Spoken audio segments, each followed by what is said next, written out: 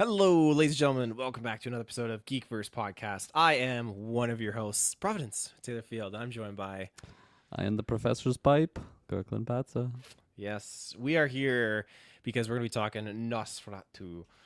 This movie just came out. Came out Christmas for us, but Christmas is Christmas. We're not going to be watching Nosferatu on Christmas. So Oh, maybe some apparently of many you are. people did. I was talking to the theater folk, and they were very busy yesterday for both that and the Bob Dylan movie. Can't remember what it's called. Complete Stranger or something Oh, like not that. Complete Mufasa. Unknown. That's what it is. But Nosferatu and that movie were both packed yesterday. So Interesting. the Christmas movie goers were out and about. They're out and about. I mean, my theater was definitely packed today Oh yeah, for Nosferatu. Was nice. yours pretty full? I was in like a smaller theater than I normally am, or smaller screen, I should say, Mm-hmm. and it was pretty packed. So it's tough to judge if that was like in the larger screen, like how it would have felt numbers wise. But like every aisle seemed like it had people in. So this is like my first time actually going to see a movie like around Christmas time, probably ever in my life. So it was a new experience. But yeah, a lot of people are out and about Cool. for the holidays. Well, a couple of plugs before we get into our non-spoilers thoughts. You can find us with internet connection in the search bar. GeekVerse.ca is our home base. GeekVerse is our Twitter. GeekVerse is our Facebook. Check us out on the Patreon. We get ad-free, exclusive, early episodes content on there. Big shoutouts because there's lots of Superman stuff going on right now with the trailer that drops. So you can get access to our whole Superman retro. We cover all the refilm Supergirl and Superman Returns for that retro. That's me, Kirkland, and Travis doing that. And then again, there's lots of other stuff that you can get on there. Lots of cool early access things. And again, it's all ad free. Shout outs to our Patreon producers Aaron Braden, April Darkness, Jack Grant, Mud, Sam, Superbad Mike, God Loves Me 69, Jeremy Renner, Charlie Randell. You folks are fantastic. And yeah, I hope you all had a very merriest of Christmases. New Year's is coming up pretty quick, but we're not done. We're sneaking in a few more casts because we got Skeleton Crew that we bumped from earlier this week. That's going to be dropping at some point end of this week, maybe over the weekend, because we also got Dexter and we got Creature Commando. So we got lots of things that are still going to be sneaking out, and I'm sure Dylan's probably got a side quest or something maybe lined up. I don't know, but just check the feeds. You can get information, all the latest deets on it all there. So without further ado, Kirkland, you can give me like a brief history, what you think about vampires if you want, and how your excitement for this, and then your non-spoilers thoughts. Yeah, no, I my history of with vampires. I feel like my early history with vampires would have been like the Blade movies. Blade movies probably Nice. is like early version. I remember watching what's that movie with Tarantino? It's not a Tarantino movie, but he's in it with Clooney from Dusk Till Dawn. Was that what it is with not Penelope Cruz? Salma Hayek. I hope I'm accurate and close to some of those Oh predictions. my But god, yeah, from Dusk Till Dawn. I've never heard of this. yeah, from Dusk Till Dawn. Okay, there you go. So I remember watching that one. And then like the Van Helsing movie, of course, with the great Hugh Jackman. So definitely like popped in and around my childhood. It's funny because those aren't really like kid movies. I feel like I just watched those way too young. And then I guess The Count from like Sesame Street. That's a good shout out. So had some early innocent experience to vampires, but no, I've always been. I'm not gonna say like obsessed with them, but like just the idea of like the mystery and tales of vampire stories has always been intriguing. And I must say, I feel like this era, and this era being like the 1800s, that's kind of what Nosferatu is set in, has always kind of been my favorite version of vampires. In recent memories, my big video game obsession, this Taylor, is Total War Warhammer, and in that universe they have a race of vampires, and they're just called the Vampire Counts, and it's pretty much like the exact same aesthetic to this, where they just like live in castles and they're all about just the danse macabre, and they speak very similar to like how they speak in this movie. So I feel like that was unexpected. Like I knew what the time era was going into this, but I just wasn't expecting that many similarities. And obviously, like the Warhammer variation takes inspirations from like these early like Dracula stories, Nosferatu. So yeah, I was totally just loving the vibe of what this was. But and then I guess before I keep going on that, I will say for my Robert Eggers experience, I feel like I didn't always love his materials, but as I've gone along and rewatched some of his older, well, it's not even that old, but just some of his previous works, he's just got to be like my favorite directors, honestly, like directors slash writers. Like he makes such unique films, and all that, like something like The Witch, where I can just appreciate it for its craftsmanship and what he's been able to accomplish, just cinematography wise, and obviously like the great acting of just people like taking us back to like a period piece type performance. Just something about it. I feel like these are must watch for me now in theaters. So yeah, the last one would have been The Northman, The Lighthouse before that. Like they're just very different movies, and it's the type of movie where like I can't even really recommend it to people. Like I feel like I'm very cautious when I am recommending these movies to people. But you know, like if I ever hear that they are a fan of something Robert Eggers, it's like, okay, yeah, no, if you know what you're getting into, it's a Robert Eggers film. It's not going to be like Robert Eggers does these movies and then he's doing like a Guardians type movie. Like they're all very similar feeling. And yeah, no, I absolutely love them. So leading up to this one, I was really, really excited.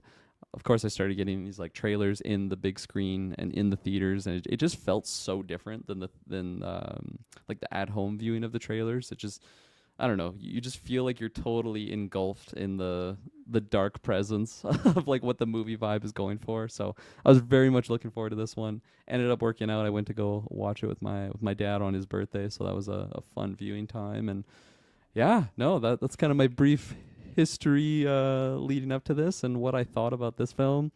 It's pretty much exactly what I was expecting. Not in the sense of like I predicted everything that was gonna happen, but just like the overall vibe and feeling and just like dourness of what the film was. Like, yeah, no, this is pretty much exactly what I was expecting and exactly what I was wanting. Like like these movies, same thing with The Witch or The Lighthouse, they just do such a good job, and The Northman as well. They just do such a good job at like engulfing you in this world, like just taking you into that period of time, right? Whether it's just the day-to-day like market life, or like just the attire, the way that people speak, the way that like the hospitals kind of work and function.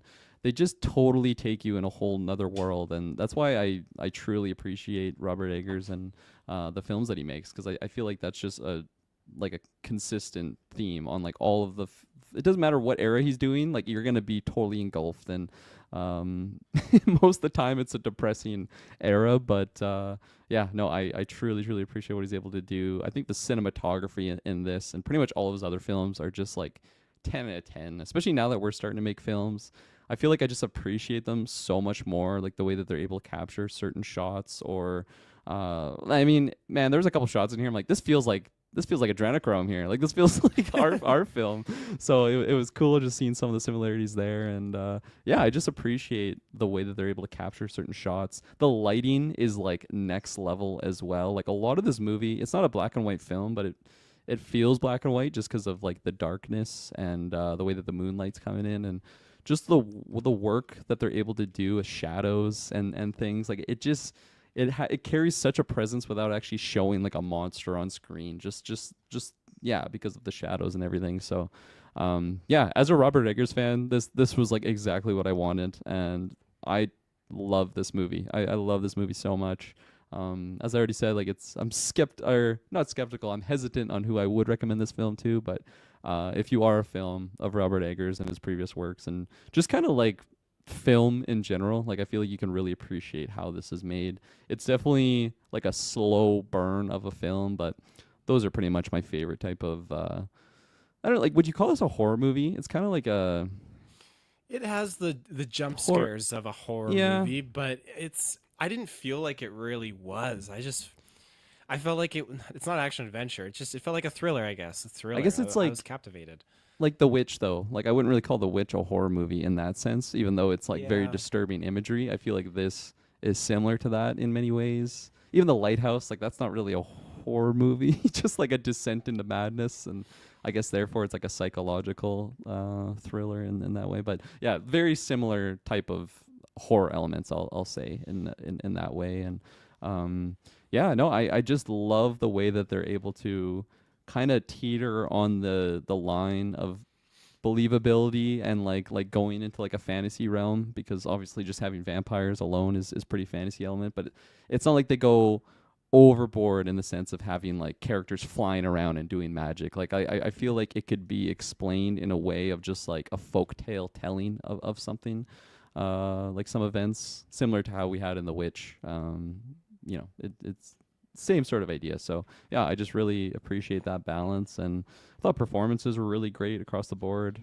Haven't really seen Lily Rose Depp in much. I think she was in like a I think she was in like a Kevin Smith film that I had seen, but she was just like a very minor role. So like this would have been the first actual performance of like a lead role that I've seen her in. I thought she was good for the character that they were having her portray. I thought Nicholas Hoult was really good with what he was doing, and then of course Bill Skarsgård as Nosferatu himself was just as scary as ever. So yeah, no, I like the cast and crew. Oh, and then Willem Dafoe, obviously, he's our background here for our video viewers, and I think worthy a worthy pick. He is just so phenomenal in all of these roles, especially the Robert Eggers roles that he gets put into, and yeah, he was fantastic. The score was good. I don't know. I don't really have much complaints, honestly. Like that's like my last thing I'll say, spoiler free. Yeah, no, I just really love this film, and it's a film for me. I knew what I was kind of getting myself into, and I was not surprised, and yeah, it was good. Really, really good story. Well said.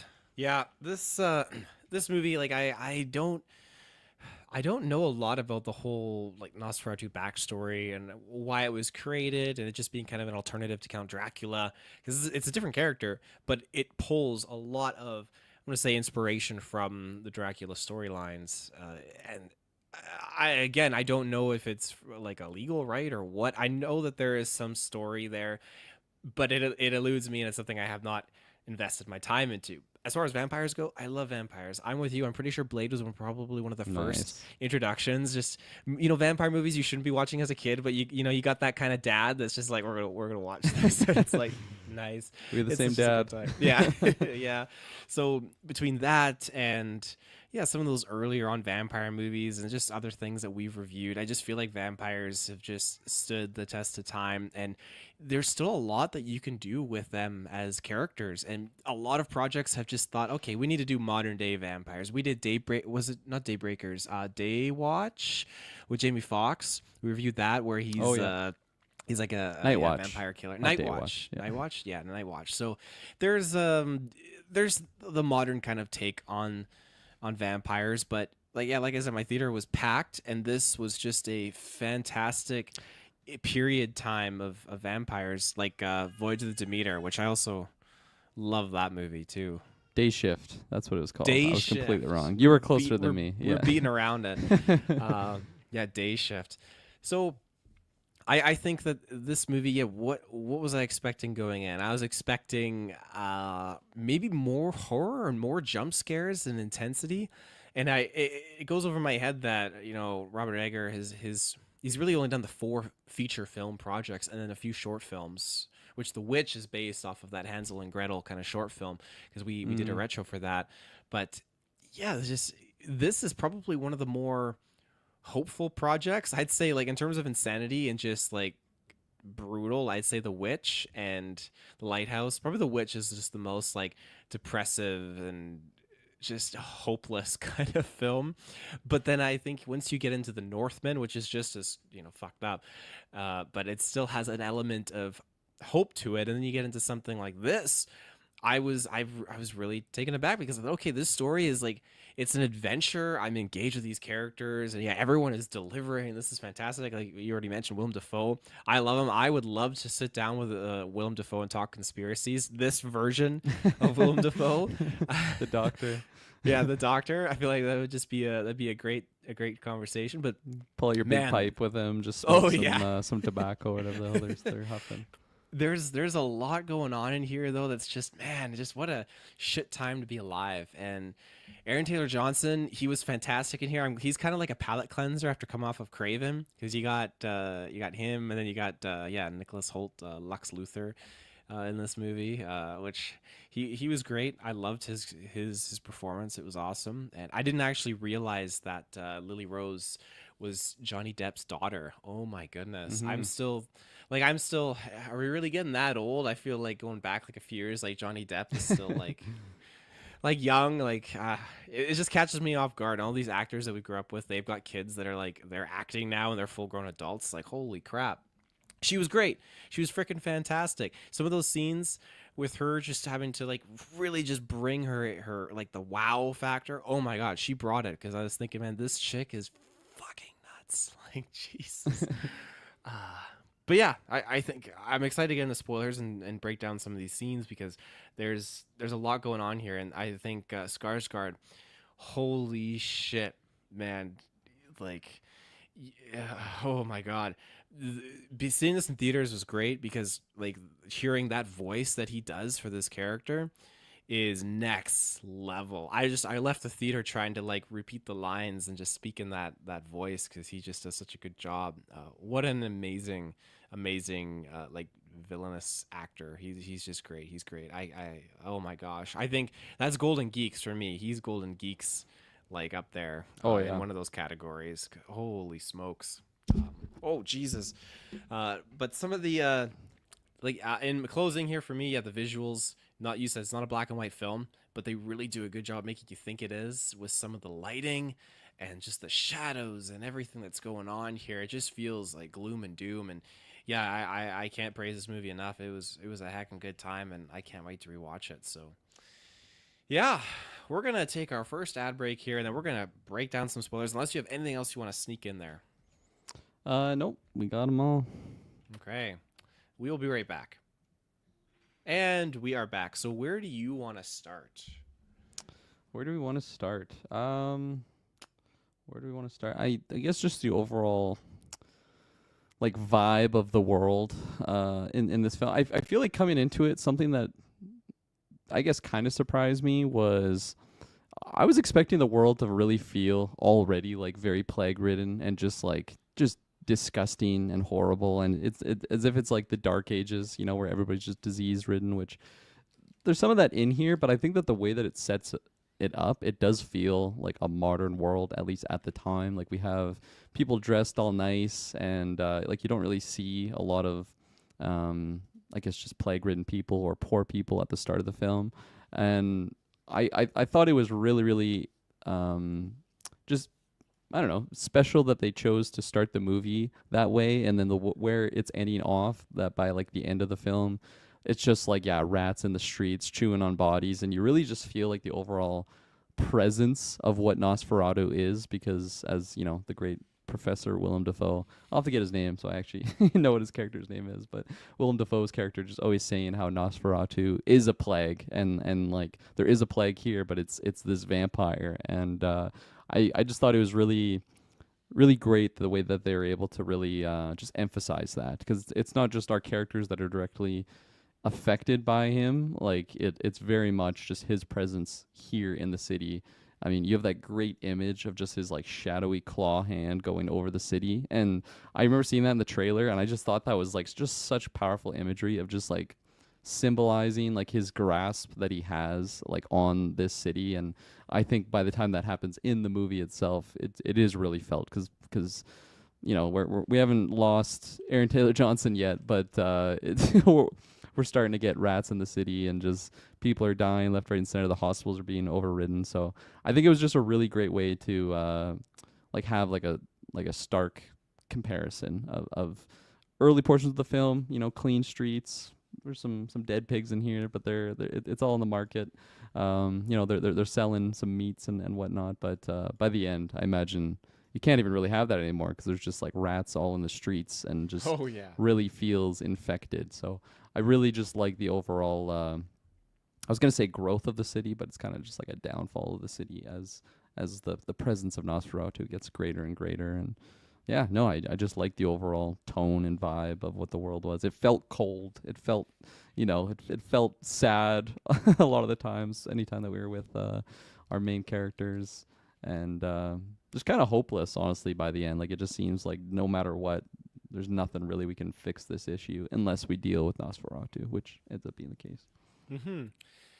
And there's so many different factors around like the lore behind vampires and whatnot, and that's one of my favorite things, is when you get to, as a viewer, go on this adventure and kind of learn about what is the kryptonite for this kind of entity, this being, and when Willem Dafoe like just kind of figures it out and finds this ancient text kind of in the old real estate agent's shop and finds like a little bit of shrine and then he's deciphering it and it's like, okay, we need to basically prevent it from going back and sleeping in its ground. And I thought, okay, that's such an interesting concept because this is something I think that we've seen in other iterations of Dracula and vampires, some, not all, but where they have to sleep at night, they have to sleep in the ground from where they hail.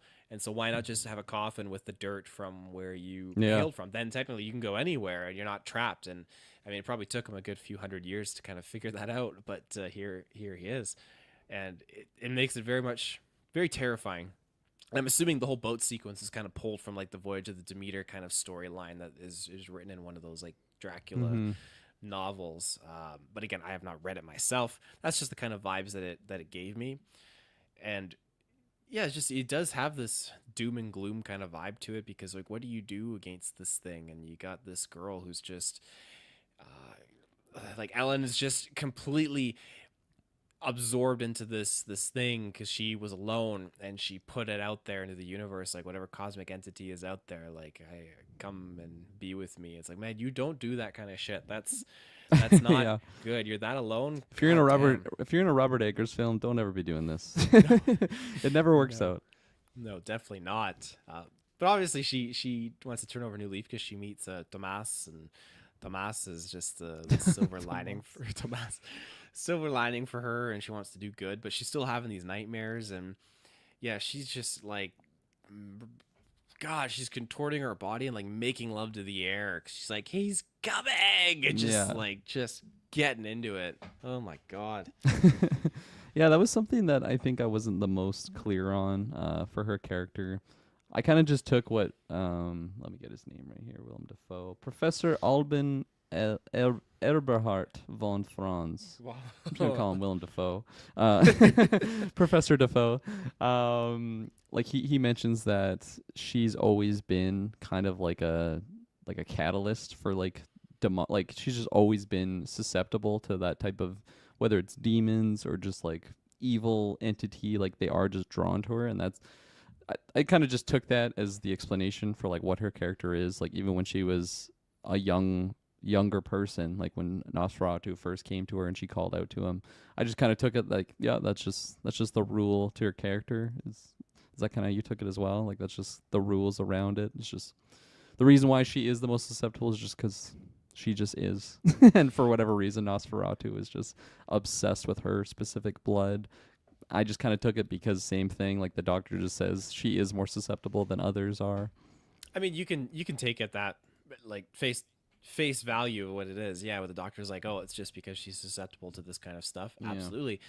When you watch other movies, like other things where like Insidious, for example, and you have like the boy that can astral projection. I mean, okay, Right. well, he's basically vulnerable to these demonic entities. You know, they're drawn to him. So I think you have Right. a lot of horror movies that kind of have that kind of that person that's maybe a little bit more open-minded, and that person that is open-minded is that magnet for these dark things, which Yeah. she could foreshadow, right? She could see things before they'd happen, scare the shit out of her dad, that kind of stuff. So Yeah.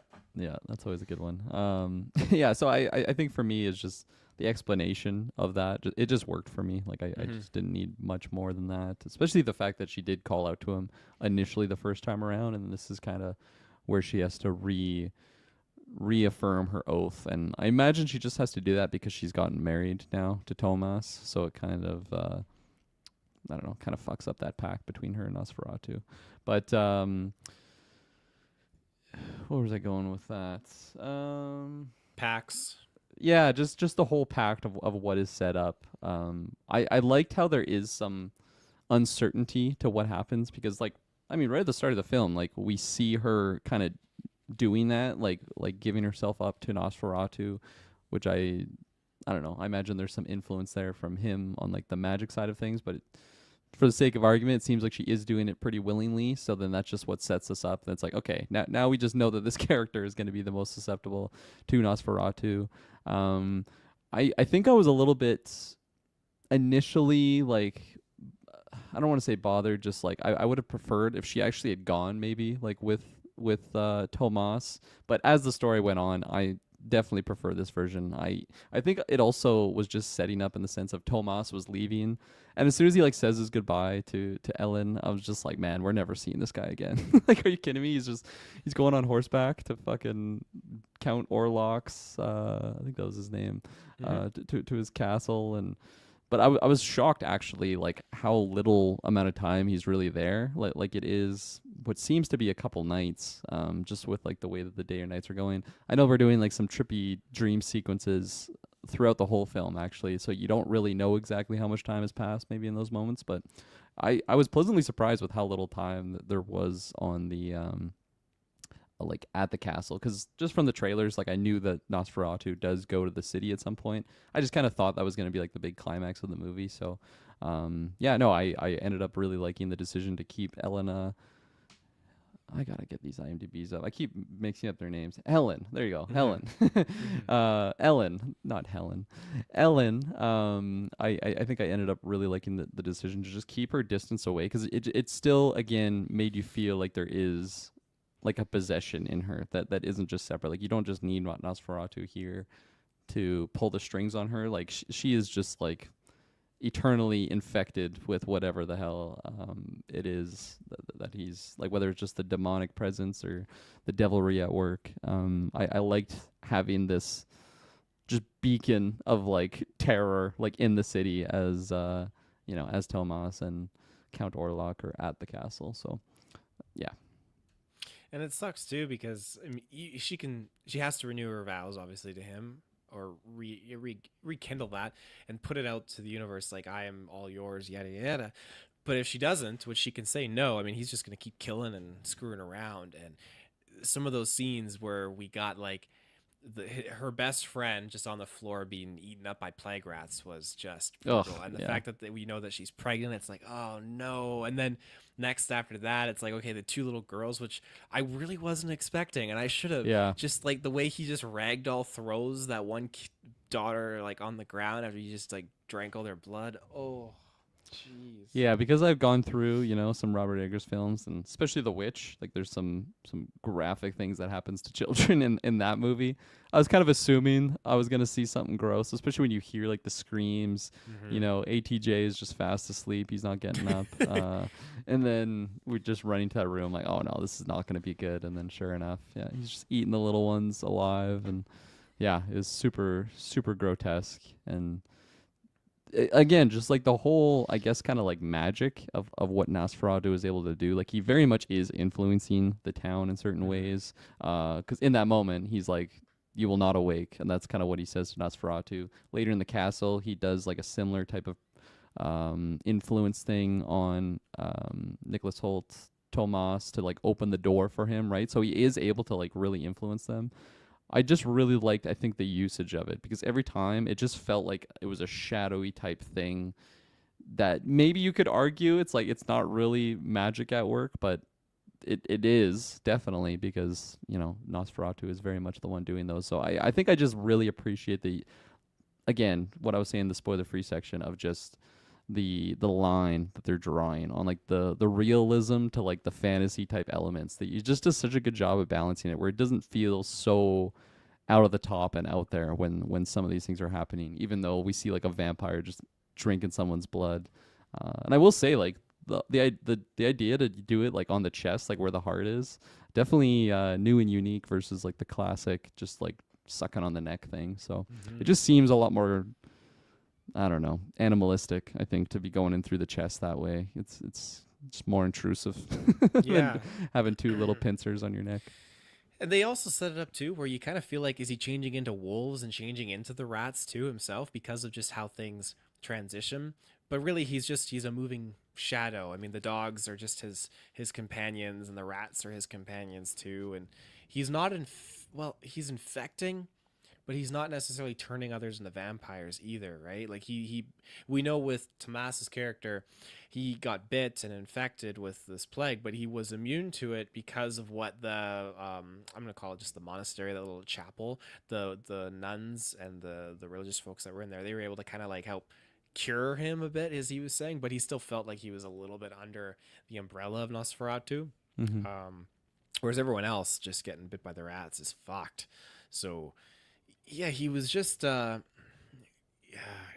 just the idea of him going out there and you have your wife begging you to stay, and she's talking about weddings to death and everyone's dead and you're just going off for 6 weeks. Like I wouldn't feel comfortable about that. And I didn't in the movie, obviously, watching him and do that, but him meeting Orlok and just just that when you get to hear Orlok's like voice and just how he's addressing him, that was just so crazy and freaky and powerful. But the whole setup with the firm and the real estate agency, and I was not expecting like his boss to just go ape shit, because when they caught the guy, I was trying to figure, okay, who did they catch? Did Tomas all of a sudden get back? Because this is after he jumped out the window and he was bitten, he was tortured. And I thought, okay, the next scene is now the hospital caught the guy because he was ripping sheep in half or whatever and eating them. I thought, okay, that's got to be Thomas, like Holt's character. But no, it wasn't. It was his boss, the estate agent, and he just like I thought it was a fake out, and I didn't think they were gonna do it because he puts his mouth over the pigeon and then backs Oh off. yeah, But then fuck. no, he just oh man, it's Thanksgiving dinner for him.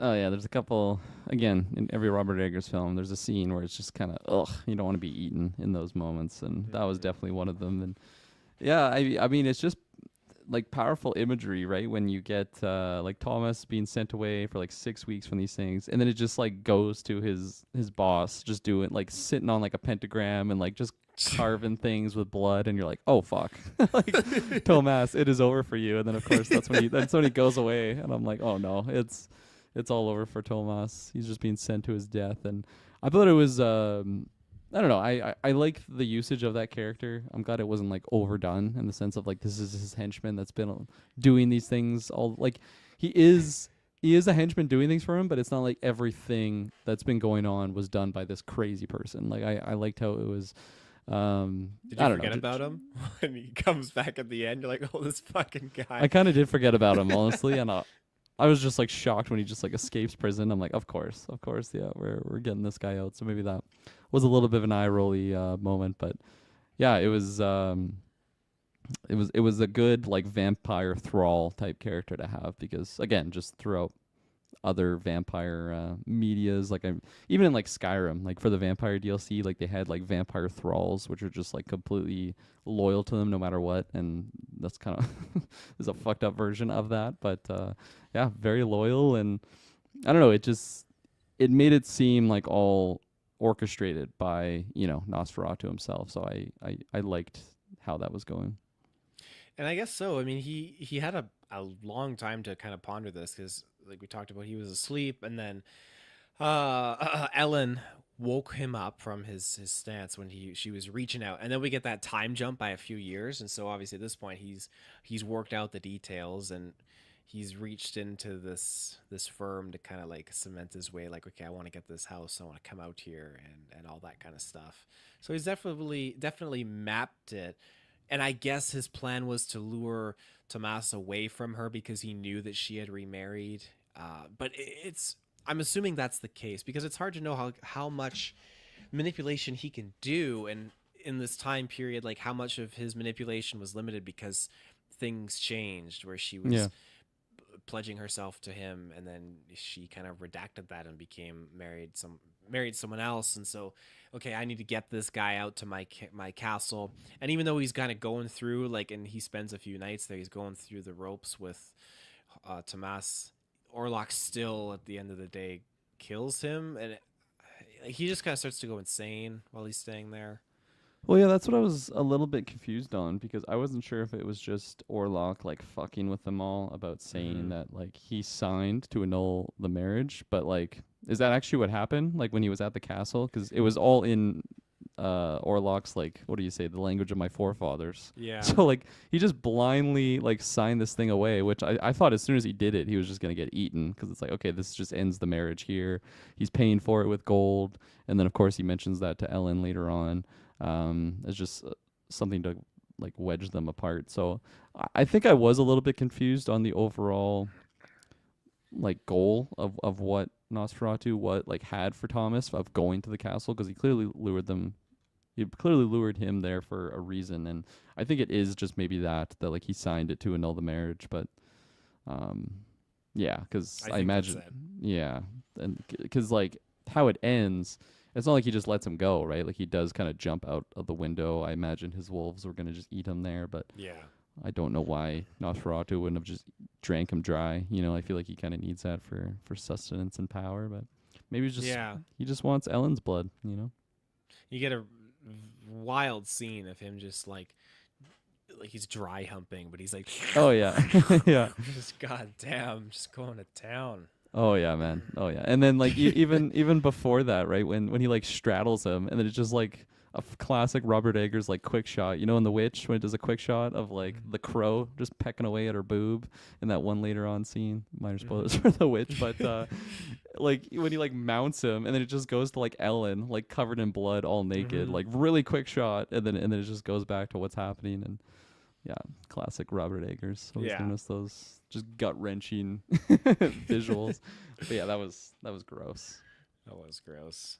Um, do you want to steer I was us? just gonna like add on to that last little like Sure. dry humping thing. I feel like, and I'm not the most well read in vampires. I might be off the weeds here, but to my understanding, I feel like the whole idea of like vampires like drinking your blood, it is like a pretty much a sexual process for them, right? Like vampires usually always exude that type of like sexual charisma and just like seducing people to like I don't know, just get close to them and then eventually drink their blood. So I did like how every time that like he was feasting on someone, it pretty much just looked like he was like try humping them because it is a very it's a fucked up thing, but like it is very intimate in that sense where it's not like they're just shooting you from afar. Like they are getting close and personal and embracing you, even if they're just drinking your blood dry. So it Mhm. was uh it was something that was different than just a classic vampire, bite on the neck to drink you, but also just kept it bestial enough to make it feel like a wild animal. Predator prey kind of a thing. Yeah, Yeah. yeah, Um, with Aaron Taylor Johnson's character, Friedrich, he, I liked his relationship with Tomas. I thought that was a lot of fun, and just what a great best friend. You know, he's rich. He's lent money to Tomas, and Tomas is going away for like 6 weeks, and he's like, "Yeah, your wife can stay here with us," and his wife, like Tomas's wife, just goes fucking berserk. Just walking around so bad they got actually tired of the fucking bed, and it's the same house with his two daughters. Like he put up with it for a long freaking time until finally he did not because of incidences with his wife. But yeah. I would say like he definitely got the shit end of the stick. He was just being a friend. It seemed like Tomas early on was kind of hinting that like he owed him money or something. Like he clearly yeah, like had helped him out in the past. And he's like, "Oh, don't worry about it, my friend. I'm so happy for you." Like he just seems like a really genuine guy, to the point that later on when Ellen is like, "You never liked me. You always hated me," and then I feel like it's kind of unjustified, and maybe that's just some of the possession coming out, where she's just trying to get under his skin and being I like think a so. demon type possessed. Because like he really hasn't been right. Like he's been super kind. He's been able to kind of kick her to the curb. Like he's like paying for this doctor to come take care of her. And yeah, like you said, like putting his pregnant wife at risk with his two young girls that ultimately bite the bullet later on. And then yeah, it was a poor character and a much better performance than coming off of Craven. I like to see ATJ in these roles and very different type of role, right? Like he's doing a completely different accent and yeah, I thought he fit the role well. So I want more of Yeah. ATJ in these side roles. Yeah, and I really like that he played this kind of devil's advocate. He was not really falling for what Willem Dafoe was putting down with this like demons and all that kind of stuff. He was present for it, but he was just thinking it's all a bunch of humbug. And he got infected and it was not going good because he goes they needed him. I mean, they needed bodies. They needed people to help them fight and do this kind of whole shindig, but he goes off and he finds his dead wife and in the coffin after the funeral, and I'm pretty sure that he engaged in some necrophilia. It's just Oh yeah, my assumption. oh Yeah. yeah. So that was rough. That guy, he's going through some hardships. And then they lit him on fire. God dang. But I like the character. I thought that Aaron Taylor Johnson did a good job with that. And when I was looking on the Wikipedia, it seems like all these characters are based on Bram Stoker equivalents, where like The Thomas' Mm. employer is based off Bram Stoker's Renfield, who was like the obsessed servant of Dracula. And then Willem Dafoe is based on Abraham Van Helsing, and then Aaron Taylor Johnson's Van based on Helsing? Really? That's like the original character's name? That's crazy. Abraham Van Helsing. Yeah, That's so cool. I'm not sure if there's like a few different. Well, I'm assuming it's probably different interpretations of Van Helsing, but my head Hmm. canon, Willem Dafoe is the Hugh Jackman Van Helsing. Yeah. I mean, he is a vampire hunter, right? Yeah, Like he's hunting them down. He knows how to kill them, so that's exactly. cool. No, I like that. I yeah, because I just because I'd never seen the original Nosferatu, I think from like 1922 or something. Like it Yes. is a long time ago. Um, I've heard it's a classic, very well made film for the time. But just because we had seen this, I was just googling some things. And yeah, it's cool how like accurate, I guess I'll say, of just like the retelling of the story and using the same names and pretty much the same beats, honestly, of everything that is happening. So yeah. Yeah. Yeah. We'll jump to a quick ad break and we'll continue on. We'll be right back. And we are back. So we mentioned him a few times here. Our main cuckold of the movie, Mr. Thomas Hutter. Poor, poor sap. He definitely gets set up in a brutal manner of just trying to impress his boss, and pretty much just doing all these things for his wife, right? Like he says, like he wants so much for her, and he believes that she deserves like the giant house to be living in, and I'm sure that's just like that was kind of like the drive, I guess, for people back then of just like if you have the one man that's like working, you have to have a good job to like support your whole family, and then he thinks that she deserves the whole world. So I think it's like set up in a very like honorable manner, right? Where like it's not like he's just doing this for like to further his career. I guess he kind of is, but really he keeps mentioning that it is for her, and I think like the love that he feels for her and like for her towards him, like it does feel very genuine. So I think it's just yeah, it's a really really sad tale for this guy. He does make it back to see his wife, but he sure goes through a lot of things on his way. Even just like when he gets to like the gypsy camp, and he just has no idea what the hell's going on. They steal his horse. They disappear, and he's just kind of going on these like fever dreams throughout like the whole adventure. And um, yeah, I don't know. I really like the performance from Nicholas Holt. I think he was really, really great. And again, like I think I just kind of thought the character was gonna die like really early on because he does Mm-hmm. get sent to the castle. But I am glad that I mean, he survived the whole adventure, right? He's very mentally distraught and wasn't able to save his one true love. But yeah, no, I thought it was a really sad character overall, and he was just trying to do what he could for his wife. And like I guess Ellen does mention that like she doesn't need all these things that he's trying to give her, so maybe that's a downfall of the character, is like he's not just really listening to her in that sense. Um, could have probably avoided a lot of this, but I don't think just the fact of him not going to the castle to sell this plot of land to Count Orlok would really stop anything. Like I think the Count Mm-hmm. would have been getting his grimy little fingers on Ellen at some point, one way or the other, right? Like it just seems like if he can get a boat to there, like he can do many more things. So yeah. Yeah, I agree. He was taken advantage of for his love and his aspirations for his wife, and I like that.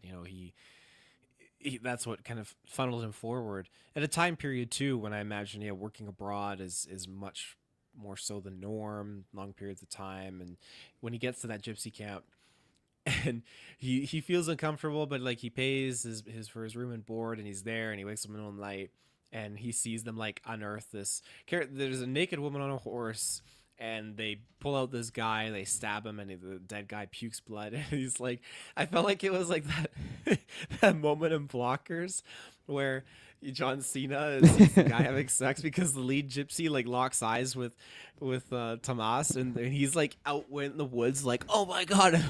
And they like lock eyes. So I was kind of laughing at that. But he wakes up. Yeah, he knows that okay, what happened is real because he's got mud all over his shoes. He's back in his bed. But with the fact that no one was answering him, I took it like, okay, maybe Orlok came down here and killed everyone so that Tomas could continue on and make his trek. Or maybe it is just the gypsies did take the horse and just bugger off. I don't know. I feel like, well, they probably could have. It seems like the gypsies weren't really welcome there because the shop owner guy was like, "You gypsies, get out of here, bad luck, yada yada yada." So I guess who knows, up to interpretation, but him getting back barely just by a thread, and then I was not expecting. Like I knew it was going to happen because we talked about it in the trailer, so I knew there was going to be like there's going to be a sex scene, but I was not expecting like the context of that when she's like in and out between personalities. And he just thinks it's a good idea to just do it now with her. It's Like, wild. man, I think he was getting seduced with the energy, honestly, because it doesn't seem like he's in the mood. And then, oh yeah, fuck me real good. Yeah. It's funny because in the trailer, I think we just all assumed that was like Nosferatu giving it to her, but yes. that was our man Tomas. He was giving it to her good.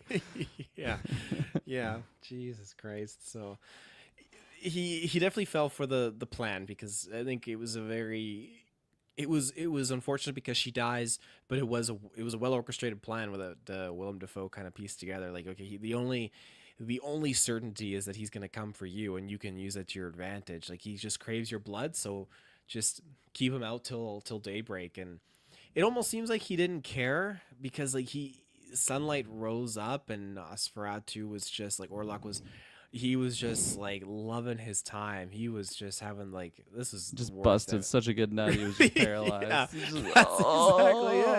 And then he's so weak, he just couldn't even move. Yeah, no, I found some humor in that moment because of that, right? Like he clearly has seen what's happening, but he's just, and then just dies right then and there.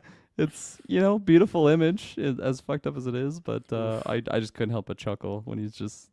Yeah, his face when he just realized what's happened, and I guess it was just so good. He just didn't even care. It was just, yeah, this is what he wanted, and I guess that also you can make the argument that's just he was so obsessed with her blood that like he had put himself in peril, just to get to her blood, yes.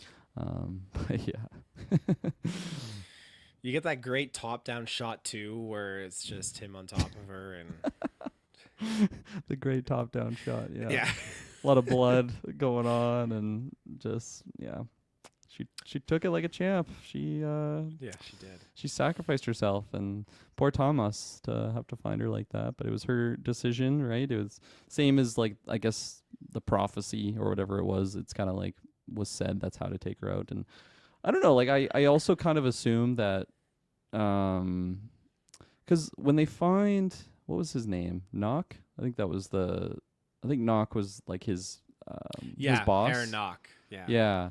So he was laying in a coffin. Was that Nosferatu's coffin? That was like Nosferatu's yeah, coffin. Okay. Yeah. I figured as much. So that's another reason why he's able to die there, right? Because they did take out his grave, or did it just not matter because he didn't have that grave anymore to sleep I think in? it mattered because that had the dirt from his homeland, right? So he needs to be in there every night. So without that, I mean, he's toast.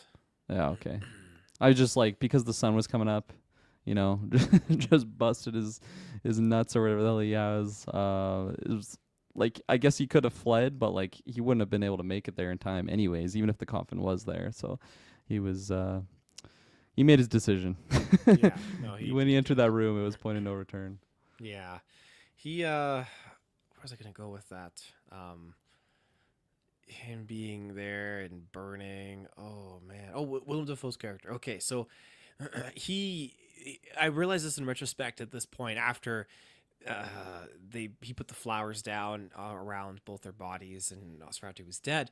In retrospect, there's so many reflections here, and I'm really wondering what Robert Egger was thinking. Not in a bad way. I'm kind of curious because when Willem Dafoe's standing there, you see only his back as he's looking out towards the city and the sun. But in the mirror on the left, you see his reflection of his face, and that's consistent with many of the shots with Ellen when you see her and just kind of moving around around and just standing around, you see reflections of her face in the mirror and so forth. So many different things. And I'm wondering, okay, was there a quick spot where Nosferatu or maybe someone else, like you don't see the reflection because it's a vampire thing as well? But Yeah. again, maybe I'm diving too deep into that, and maybe it's just to add a little bit more cinematic kind of flair. But I'm curious to know why he was tackling that. But my favorite line was when Willem Dafoe was walking with Alan, and Alan was taking him back to his place, and basically he just kind of acknowledges her and says like, if you were born at a time with like Iris and Egyptians and stuff like that, you would have been like a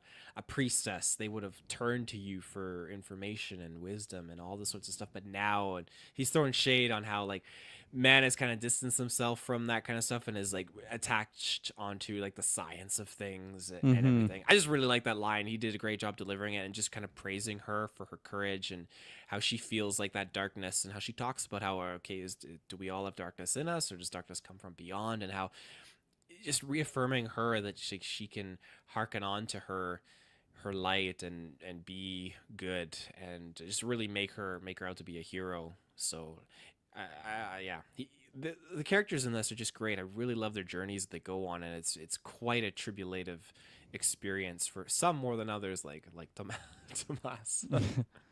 Yeah, poor Tomas. He's poor chap. What else do we have for characters? We mentioned. Oh, it was great to see Rafe Innocent. I hope that's how you say his name.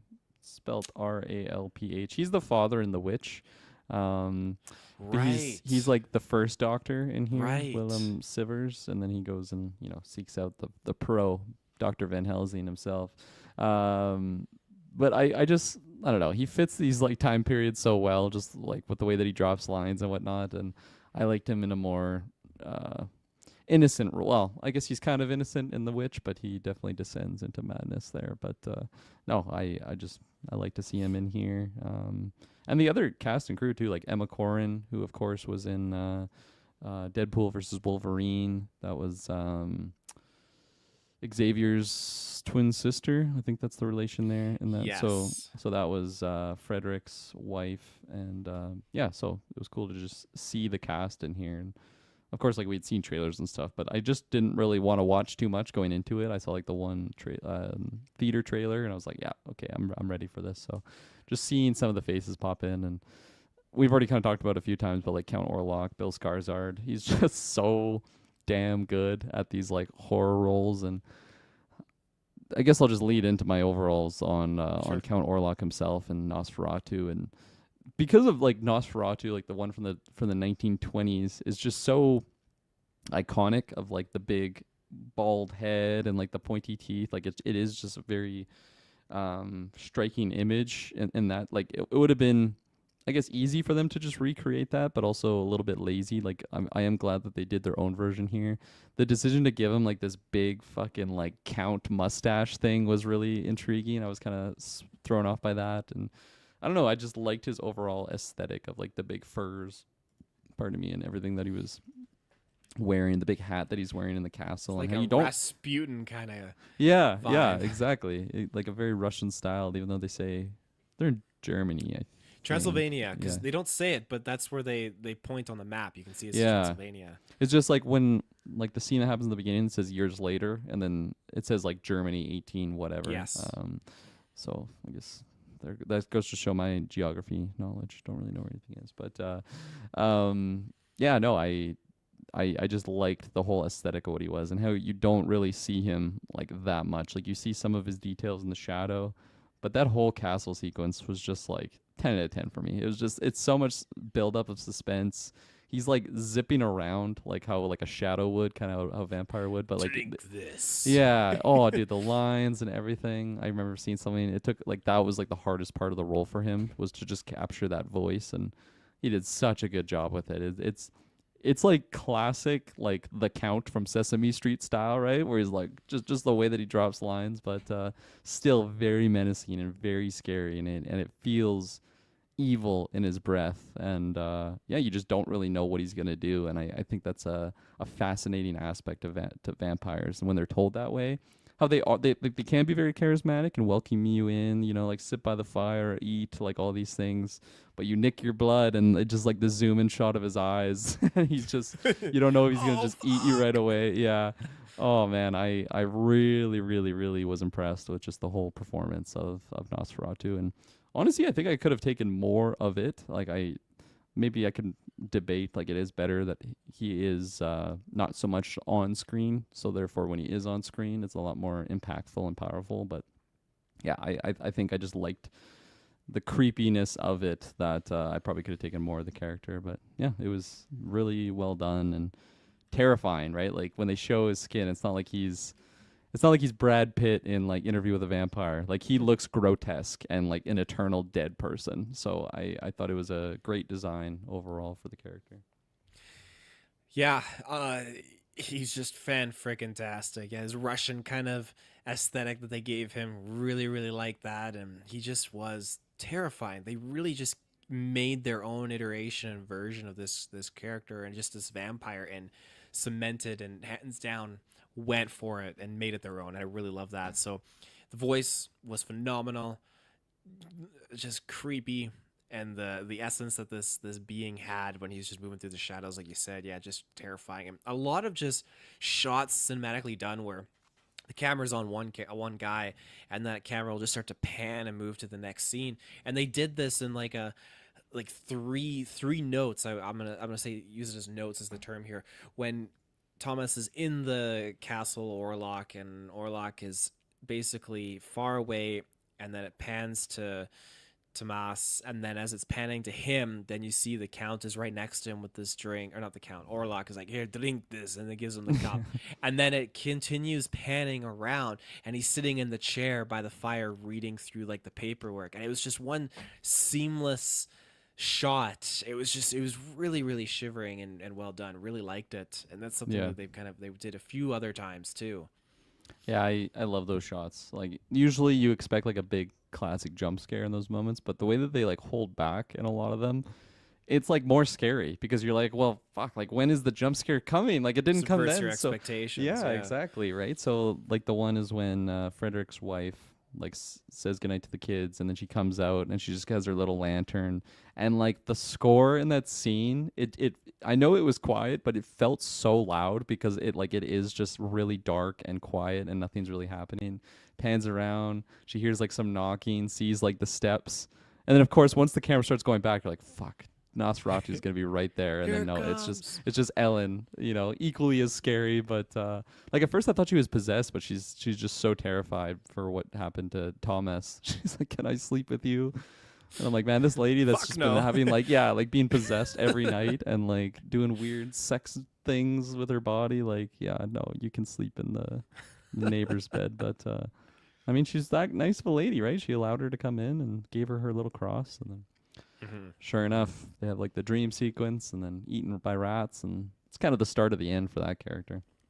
Yeah, and again, I like their use of dream sequences because you think it's a dream, and then it turns out like even the dream sequences are all basically real. Because I was wondering, okay, Nosferatu threw Ellen on the floor here and is basically screaming. Why is her friend not awake in this bedroom? But Mm-hmm. it was, I guess maybe it was in her mind, or perhaps maybe he put a trance on Anna.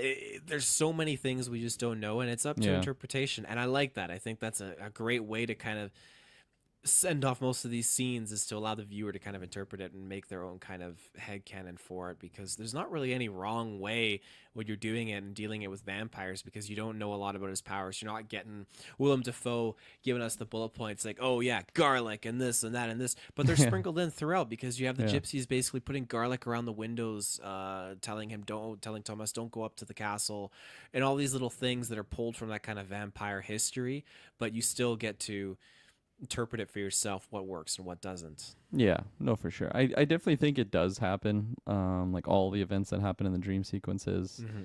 especially like because when Thomas has a dream sequence, that's when he sees like they're kind of like witch hunters, I guess. Like they're the ones that are Yeah. killing the vampire. Like he like wakes up and he's wearing like different shoes. Like it feels like that did very much happen, and I think it's the case throughout the whole film. But yeah, no, it's done in a not so in your face moment. Like, no, that very much did happen, or it didn't happen. Like, they don't hold your hand. It is up for interpretation. So I did like all those kind of mind slip moments Yeah. throughout the whole film. And you just mentioning like some of the little subtleties of them, yeah, like sprinkling in like the vampire lore when they're like painting the garlic like on the window, like some of the gypsy people. And yeah, I think some of those things, and like again, like it's not in your face, like make sure to wear this garlic around your neck, this will really help. Like who knows if it works. It's just kind of what they're believing in. And yeah, I think they did a good job with just those little classic classic nods to just like old vampire lore, which is fun. And even the Transylvania thing, like they don't even say that, but as you mentioned, like they point to the map and that's what's said there. So Mm-hmm. yeah, I thought it was good. Anything else you want to highlight? Should we get to Um, closing thoughts? yeah, a couple things to highlight. I already mentioned the lighting, but I wanted to just mention it again here because I fucking love like the moonlighting that he's able to do in like all these films. Obviously, The Lighthouse is a black and white film, but like it's just something so special about the way that he's able to like capture, uh, like a moonlight in these dark sequences. And I love these Robert Eggers films, so I'm probably always going to be seeing them in theaters. But especially watching like this and some of the other ones, I feel like they're must watch in theaters because of how dark they are. Like unless you're watching them, at night on a nice screen. If you're watching in the daytime and you got that sun glare coming in, you're not going to be able to see anything that's fucking going on in this. Like there is many dark sequences, and sometimes that's a con for me, but I think it just fits so well the overall vibe of what the movie is. So I really appreciate just yeah the lighting and lack thereof in a lot of scenes. I think it's really good choice. One of my favorite like artistical shots in this is when after Tomas loses his horse and he's kind of just traveling. This is like kind of the scene that reminded me of Adrenochrome when he's just like climbing up a snowy mountain. You just have like a nice backdrop. It's like, man, this looks like some of the stuff we shot. But I liked just him like going along, and then he sees it's pretty much like a headless horseman type scene where he's like going down this like really dark like foresty area. It's snowing and it's just completely pitch black and like just terrifying. I don't know how this man doesn't get eaten by wolves on his adventure, but Yeah. I digress. And then you just have like the horse coming in with the carriage, and then he like blacks out, wakes up, and it's just like there with the door open for him, and it's just like, man, do not get in that carriage. Like this is such a death sequence, but I just love the whole build up of what that scene was. And again, it felt very Sleepy Hollow-y on just the setup of it seems so it's terrifying, but it's also beautiful in the sense of just like the one road with the snow coming down and it's dark, and it just the art to that scene I really really appreciated, and really just stood out to me. I liked it a lot. One little thing that was confusing for me was there's many scenes when Frederick is in his like study and he has this pool table and he's like bouncing balls like off the pool table just with his hand. I didn't see a single pocket in that pool table. I don't know if it's just like a super old style, but I'm You're pretty right. sure there was no pockets anywhere. you know, I've only noticed this because I've started playing some pool lately, and that, of course it's in my mind. I'm looking for these things, but unless I was mistaken, it didn't look like there was a single hole in that pool table, which really it just took me out of the scene because I'm like, what the fuck is going on here? I'm sure it's accurate to that time. Maybe they have some explanation on why they didn't have pockets back in the day for pool, but it really stood out to me in some of those scenes. You're definitely right. I don't remember seeing the pockets either. And I assumed they were just like on the one side, but then you do like a different shot and it shows the other side of the table, and I'm like, this doesn't make any sense. There's like three balls here. Clearly it's a different version of pool, but yeah, I digress. What else? I liked you already mentioned it, but just the whole basically the Demeter scene when they have this like cursed cargo. I mentioned earlier, big Warhammer fantasy fan with Total War and the vampire counts that they have. But there's another race of, they're called the Vampire Coast, which are basically the exact same idea, but they're like pirates, which is just awesome. If you just watch Pirates of the Caribbean, you go make a Vampire Coast campaign. That's pretty much how it goes for me. But the origin of one of the main vampires in the Vampire Coast campaign is Luther Harkon, and the origin of that character is essentially this, where they're like transporting cargo and it's a vampire and they don't realize, and then something happens with the ship, he wakes up, and that's kind of just how that story happens. And again, it's probably pulled from that original Demeter chapter in the Dracula novel. But I just appreciate that so much. Obviously, I love the movie, The Last Voyage of the Demeter, because it is like that same sort of idea of just the claustrophobia on the ship. But this version, I also really, really appreciated. And I liked how just, yeah, like this miasma of disease that is kind of following Drac, because like he pretty much represents death, right? Like they call him that multiple times. Like the Yes. touch of death. That's what Ellen is mentioning to Thomas when she has that dream. So yeah, I just I liked the portrayal of the character and just the terror that followed him. Yeah, well said. And beyond that, no, I think we kind of covered all the other characters, and yeah, no, I fucking love this movie, Taylor Field. This was a hell of a time. Did you watch this one alone? I did. Yeah. Yeah. How was Well, the not solo really. viewing Theater was experience? full, Oh so yeah, you're sitting next to yeah. people like, oh look at this, that's I was hilarious. sitting, yeah. The Yeah. guy, when I got to my seat, because I got in right when it was starting to say feature presentation, so Mm. I was thinking, oh my god, someone's gonna have taken my seat. Luckily, no. So when I walked up to my seat, this lady was in her seat on my left, and she had a big bag of popcorn in my seat, and she had her drink Oh, in my cup holder. I'm thinking, okay.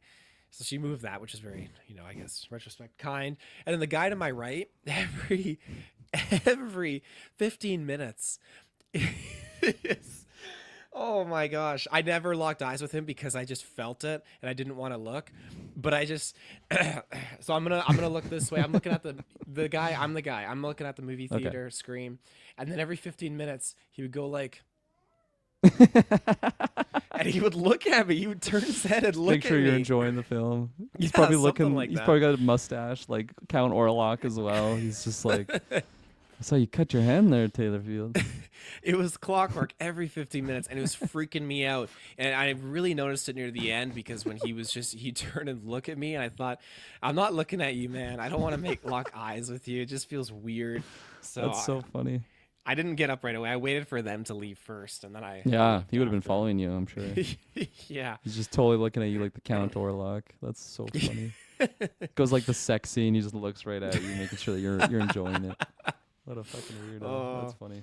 but yeah. Sorry. Did you drop your number rating? I'm gonna give it a. I'm gonna give it a 10 out of 10. I think this is a perfect film. I really Ooh. don't think there's anything wrong with it. At least anything that like really would take down my enjoyment for it. It's not one that I'm gonna be like rewatching all the time, just because it's these Robert Eggers films. Like I love them, but they're not feel good movies. I'm not putting this on to fall asleep like a certain Travis Snell would. But I just think it's so masterfully made. Like the craftsmanship of what the film is just so impressive, and it's not easy doing like a retelling of a very classic film, like something like Nosferatu. Of course, it's hard for me to say that because I haven't seen that classic, but I just feel like most of the time when people try to remake something, it just more often than not it has more things going against it than going forward. But I think this was just such a fantastical retelling. It feels very period like in the period piece notion. All the actors do a great job. The setting is phenomenal. This is a Christmas movie too. It's so fitting that it's they have the Christmas tree in the film. They talk about Christmas, spreading this Christmas joy, and they did not really get a lot of Christmas joy. A lot of people in this movie, but no, I fucking love this one so much, and I can't wait for the next Robert Eggers film. So big fan. Yeah. Well, I just reiterate everything you said. I love this movie, and for me, it's definitely a 10 out of 10. I think that God they damn. landed it, and excuse me. Oh my goodness. I truly feel like we're in an era here where vampire movies are making a comeback, and the Wolfman movies around the corner too. Like, let's do it. Let's get these monsters back on the screen, and I think that this is great to be just giving us like a fresh perspective and a fresh in that period time of just vampire and just limited resources and just very limited on what they're dealing with, and just the stress and the pain and the fallout of dealing with a creature like this that they just don't have the full understanding of. And you got crazy characters in there and crazy situations unfolding. It's great, and it was so engaging from start to finish. There wasn't a moment where I was just like getting pulled out of it because I wanted to see what was going to happen next. And as unfortunate as it is, because obviously Alan dies, but we get to this point where I still feel like it's a little bit more hopeful, because okay, Nosferatu is defeated and our characters can move on. And while the whole movie before that was very depressing, the villain is defeated and our heroes kind of emerge victorious, and the plague is put to bed, and now where this little German town can kind of recoup and quarantine ends and all that kind of stuff. So that's the kind of silver lining to it. But I definitely want to rewatch it again. I feel like there's so many things visually that I have overlooked and I missed. Just as I said, in retrospect, seeing people's or reflections of their faces in the mirrors and other things too. There's a lot going on, and a lot of things I feel like you might miss in that first and second go around watching viewing, and you need to do a third viewing to just kind of catch up on everything. So I recommend it. It's great. I had a good time. I'm gonna be dropping this during the Golden Geeks for sure, Oh because it yeah. definitely deserves a few possible spots in there. But yeah, it's that's all I got. You got something? Oh, that was Nope. a thumbs up. Thumbs Okay. up. Cool. Well, we'll be back later this week with Dexter, Creature Commando, Skeleton Crew, and then we'll be seeing you next year. So stay tuned, Mm-hmm. and we'll see you in the search bar. Happy holidays.